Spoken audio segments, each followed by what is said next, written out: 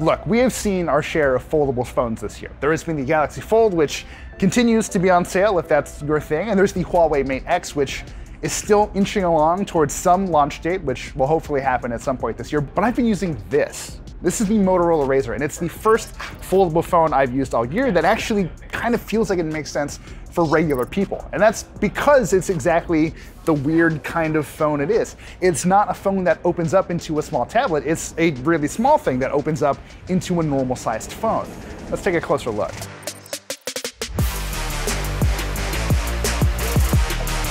Right off the bat, I have to gush a little bit. This is a really impressive technical feat, not just because Motorola took the classic Razr design and updated it with a foldable display, but because the hinge mechanism that drives this display, that makes it possible, feels really, really clever. When you open and close the phone, a bit of it actually extends down into this chin thing, which among other things houses the antenna. This is probably the most impressive foldable phone I've seen so far, if only because it seems to do the best job of making sure that it doesn't really feel like a foldable when it's open.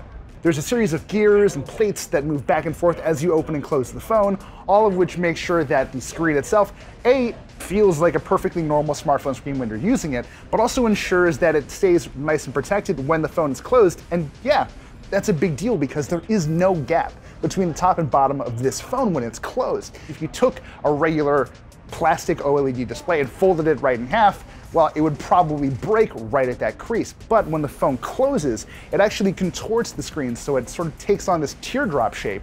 That prevents the screen from being damaged and keeps the phone nice and flush when it's shut. That should also theoretically mean that nothing is getting into and out of the crevices around this display, but I have my concerns. If you actually take a really close look while you're opening and closing this device, there is a bit of a gap that can appear, especially when you're closing this phone very slowly. You can see what I mean here. It's probably not going to be a huge deal in regular use, especially when you consider that that gap is hardly ever open if you're just opening and closing the phone quickly. But it is there, and it's one potential point of failure for a device that kind of doesn't seem to have too many. So yeah, it is a technical achievement, but let's talk about what this thing actually does, because for the most part, when the phone is open, it just acts like a smartphone. There are few frills to be found in the software. The software additions you will find are largely meant to define how this smaller external screen interact with this 6.2-inch big screen. All you can really do right now are manage your notifications, you can control your media, very lightweight tasks that Motorola has to specifically define. You can't just use apps on the secondary display. All of it really is tightly controlled by what Motorola and Google have set out for this device.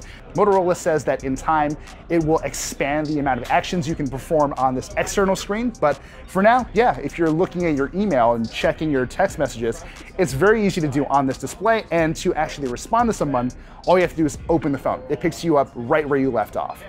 And really, that's what I've come to appreciate about the Razr during my time with it. It's just enough phone to get through these little interactions when I don't need to open my phone, but when I do, I've got the ability to jump into a full smartphone-sized display and kind of get my stuff done. I prefer this, I think, to the sort of small tablet approach as seen with devices like the Galaxy Fold and the Mate X, but I think it's fair to say that this might not be the foldable that everyone is looking for. It's less ambitious in some ways, even though it does work probably better than any of the other foldables I've touched this year. The interactions with that second screen can feel a bit limited, but there's at least one interesting way that you can use it to your advantage, and that is when it's time to take selfies. If you give the phone the classic double crank, it'll activate that main camera, that 16 megapixel main camera, which we can now use for selfies. You can either tap the screen to take one smile, which sometimes works, or just use the volume keys. It's one of the more novel ways to use the secondary display, and it does seem to work quite well, but I want more out of this, and hopefully Motorola can deliver that in time. One of the most interesting things about the Razr so far is that Motorola says it didn't actually set out to build another Razr. This is just the foldable people told them they wanted. There are some really classic Razr design elements, like this chin, which, among other things, houses the fingerprint sensor, the USB Type-C port, and a set of bottom-firing speakers, which do get surprisingly loud, which they should, because there's no real speaker up here. There's not much in the way of stereo audio performance, but it sounds pretty good. I should also point out that this comes with 128 gigs of internal storage, but that is pretty much it. There is no micro SD slot for expandable storage, so you better hope that 128 gigs is all you're ever going to need.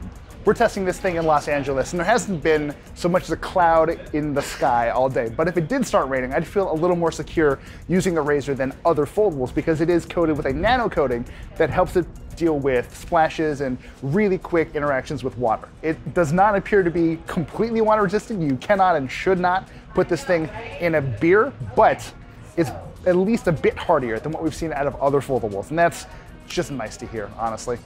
There are a few other things to keep in mind, like the fact that this runs a Snapdragon 710 chipset with 6 gigs of RAM, which is perfectly fine. It's handled everything I've thrown at it without too much trouble at all, but it's definitely not a flagship device, which is pretty clear from the conversations I've had with everyone here. This is a design-first device. It's meant to look good, it's meant to feel good, and it's meant to run well, but it's not meant to blow the doors off of the competition when it comes to pure power. I also have my questions about battery life. Motorola says this thing will last for a full day off a single charge, and that may well be the case, but I do have to point out that the total combined capacity of the two batteries, one in each half of this device, that works out to a grand total of about 2,510 milliamp hours, which is quite a bit lower than what we've seen in most of the flagship smartphones we've tested this year. And again, this is a phone that's $1,500. You kind of want more than that out of the box. In fairness to Motorola, the quick view display on the outside is sort of designed to prevent you from having to open the phone all the time because you can do a lot of what you need right from this display. But because of the limited scope of these actions right now, which again involve managing your notifications and controlling your music, I don't know that that's going to be the case. I think the battery life might still be an issue because you're not using this external display as much as Moto thinks you will, but that could change in time. We also need to take a minute to talk about this camera. It's one camera on the front, which also works as the camera on the back, obviously. This is a 16 megapixel sensor with an f1.7 aperture. It takes pretty decent photos right off the bat, and it has a slew of AI optimizations to kind of help give it tools to react to different situations. So if you're shooting food, it'll activate a food mode. If you're shooting in the dark, it'll activate night mode. Things like that that are meant to make the process of using the camera much smoother. I will say, again, that for a $1,500 phone, I kind of do want a bit more ambition out of this camera, especially when Motorola is doing some truly weird, interesting stuff in the rest of its one devices. We've got, 3 or 4 cameras baked into one phone. We've got this single, solid 16 megapixel camera that is fine, but doesn't really do much to thrill. At the end of it all, the Motorola Razr is really one of those fascinating devices that appeals to me, even though a lot of the things that Motorola did here don't make the most amount of sense. I wish it had bigger batteries, I wish it had slightly higher resolution screens, I wish it had a more ambitious camera setup, but you get this. You get a phone that fits in your pocket really easily and gives you the ability to just hang up on people like the old days. There is a potent power in that you just don't get from a lot of other smartphones, especially other foldables. We'll obviously have to test the Motorola Razr for much longer than the time I've had to get a sense of whether this is the foldable for everybody. But in my early time with it, my gut kind of says yes. It is compromised, for sure. This is, by Motorola's own admission, a design-first phone, and there are shortcomings that come with that. But again, it does feel like the first foldable phone that might work for actual people, and there's a power in that kind of accessibility that we've just not seen out of the other foldables we've seen this year. So stay tuned for more as we continue to test this thing, and thanks for watching.